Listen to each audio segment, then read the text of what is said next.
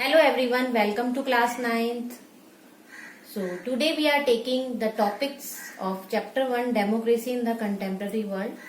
Last time we have discussed some topics like two tales of democracy and restoration of democracy.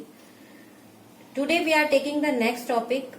It is democracy in Poland.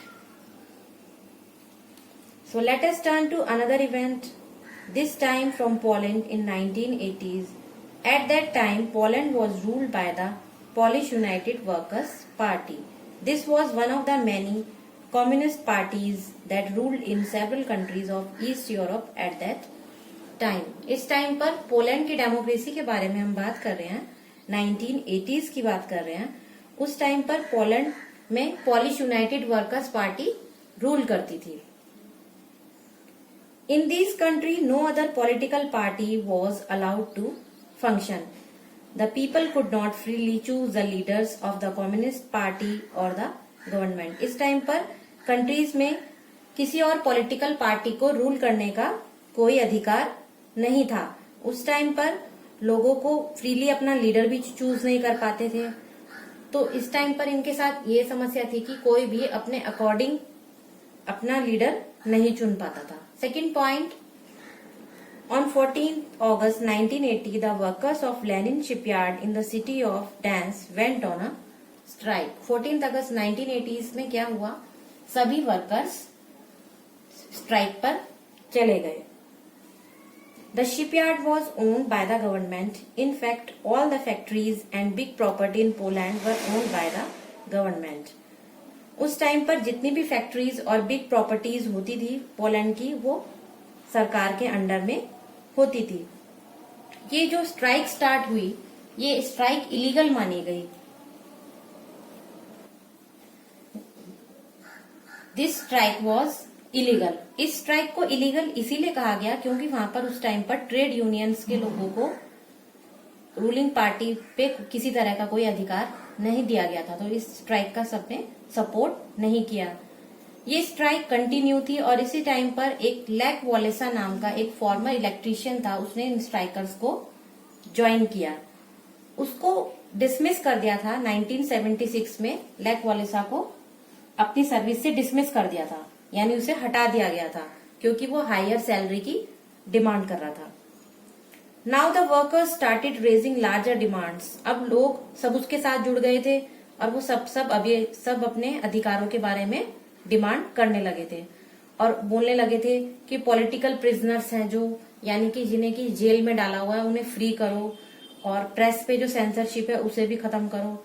तो ये movement बहुत popular हुआ और जो workers थे उन्होंने वेलेसा के साथ एक 21 पॉइंट का एग्रीमेंट साइन किया with the government that ended their strike, कि इस एग्रीमेंट के आधार पर हम अपनी स्ट्राइक खत्म करेंगे, वरना हम इसी स्ट्राइक पर हमेशा रहेंगे. उन्होंने एग्रीमेंट साइन किया. The government agreed to recognise the workers right to form independent trade unions and their right to strike. Government उनकी इस बात से अग्री हो गई.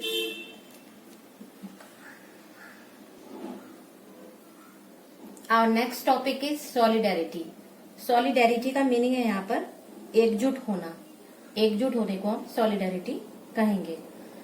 इसके बाद क्या हुआ, जब एग्रीमेंट साइन हो गया गवर्नमेंट की तरफ से, उसके बाद एक नया ट्रेड यूनियन बना जिसका नाम था solidarity. It is a new trade union was formed. It was the first time an independent trade union was formed in any of the communist states. Within a year, Solidarity swept across Poland and had about 1 crore members. एक ही year के अंदर within a year इसमें 1 crore members जुड़ गए solidarity में. तो ये एक स्ट्रॉन्ग एकजुट ट्रेड यूनियन बन गया. The government led by general Jaruzelski imposed martial law in December 1981. After that फिर क्या हुआ, गवर्नमेंट को जनरल जेरुजेल्स्की ने लेड किया और उसने वहां पर एनेक्सियस होने के बाद मार्शल लॉ दिसंबर 1981 में लगा दिया, जिससे क्या हुआ, बहुत सारे सॉलिडेरिटी के जो मेंबर्स थे उनको प्रिजन में डाल दिया गया, यानी उनको जेल में डाल दिया। और freedom to organise, protest and express opinions was once again taken away. अब किसी को भी, सबके अधिकार दोबारा से छिन गए थे। किसी को भी कुछ प्रोटेस्ट करने का, अपने ओपिनियंस एक्सप्रेस करने का अधिकार नहीं था। तो इसके बाद क्या होता, फिर इस तरह की कंडीशन आ गई कि मार्शल लॉ लग गया। तो इसके बाद फिर से स्ट्राइक्स स्टार्ट हो गए। Another wave of strikes again organised by Solidarity began in 1988 में। यानी लगभग उसके 7 सालों बाद तक भी इतनी बुरी कंडीशन हो गई कि दोबारा से स्ट्राइक्स की पॉलिसीज स्टार्ट हो गई, सब स्ट्राइक्स करने लगे। इस टाइम पे जो पोलिश गवर्नमेंट थी वो वीक हो चुकी थी बहुत ज्यादा, और जो उस टाइम पर उसकी इकोनॉमी थी वो बहुत ज्यादा डेक्लाइन, यानी उसमें बहुत बुरी तरह से कमी आने लगी थी।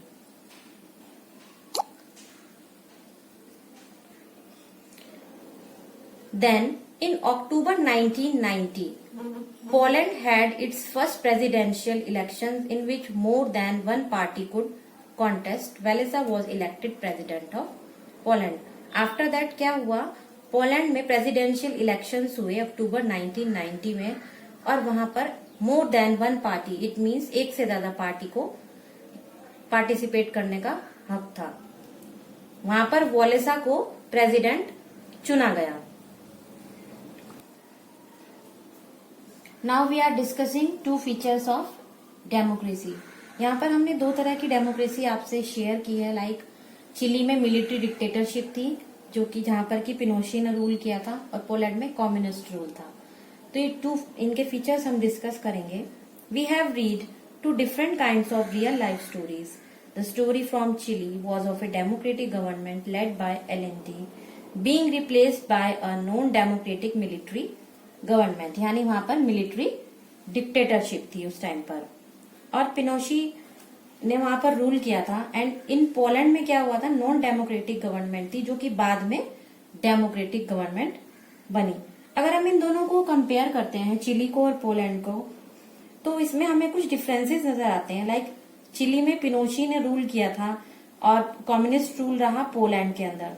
चिली का रूल जो था मिलिट्री डिक्टेटरशिप थी, और पोलैंड में जो रूल किया उस टाइम पर पॉलिटिकल पार्टी के थ्रू वहां पर रूल किया गया।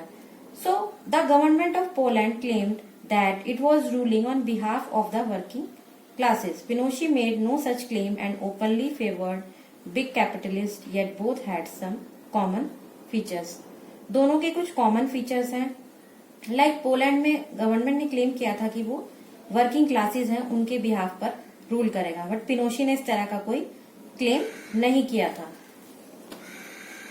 The people could not choose और चेंज देयर रूलर्स। क्या था वहां पर, उन पे फीचर्स में क्या था, इन दोनों के फीचर्स में कुछ कॉमन फीचर्स हैं कि जो लोग हैं वो अपनी मर्जी से अपना रूलर चेंज नहीं कर सकते हैं।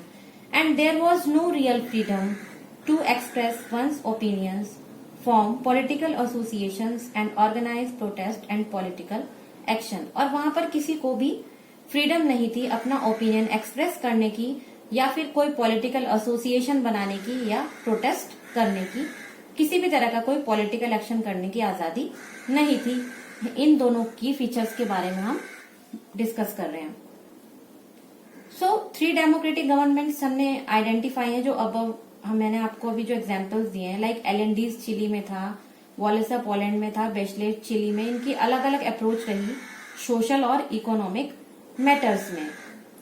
सो हमें क्या समझ में आता है, democracy is a form of government that allows people to choose their rulers. Democracy उस फॉर्म को कहा जाता है गवर्नमेंट की जहां पर लोग अपनी मर्जी से अपना रूलर चुन सकते हैं, बाय वोटिंग और bye their opinions.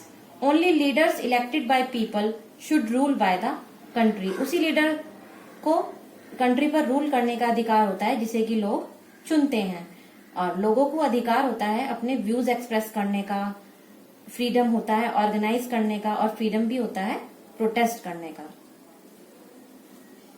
So I hope you all understand these topics carefully. For the next topics we will meet in the next class. Till then, bye bye.